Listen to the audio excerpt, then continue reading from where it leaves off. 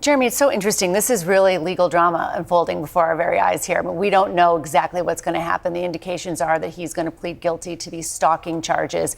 Again, there are two different cases here happening. One is the state one is the federal case. Is his team jockeying here that they might have some sort of double jeopardy argument that they can make? Absolutely. And they're looking at Paul Manafort and they're saying it worked for him. It could work for Remind us what happened there. So what happened there is that was a federal charge and a federal case there. And ultimately the state took those almost exact same charges, underlying circumstances and set of facts, and prosecuted on the state level. And New York said, and no, you can't do that because double jeopardy applies. You're out of the box, New York. The feds came first. You're second in time. You're done.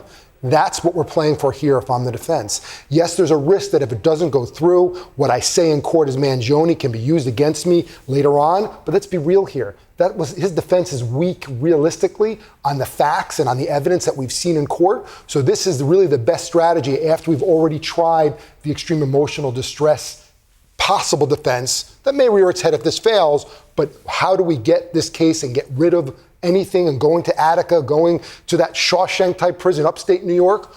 We deal with the feds, we take a plea with the feds, and the state case is done. Let's rewind a little bit here because you had these federal charges that were launched. And in the beginning, it seemed as though the state was going to take the lead and the state was going to prosecute first. But then things changed, and now you've got sort of this legal muddle here. Yeah, we sort of mentioned that before, and I brought that up before. Generally speaking, a murder case, a murder charge, is a state case. That is why Manhattan, as in the Manhattan District Attorney's Office in the state of New York, prosecuted this matter. They are the ones who did the homework, meaning the investigation with the NYPD and the other jurisdictions.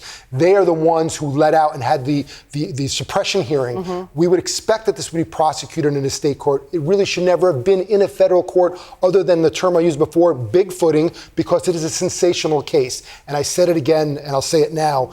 We don't want to forget Brian Thompson. Whatever the final outcome is, if there is a plea, it's about Brian Thompson. I can't imagine what his family is thinking right now, coming in through that side door, that courtroom, trying to figure out what is next here. Don't go far, because there's a lot happening in the next 20, 25 minutes or so. Thank you both. All right, we're looking at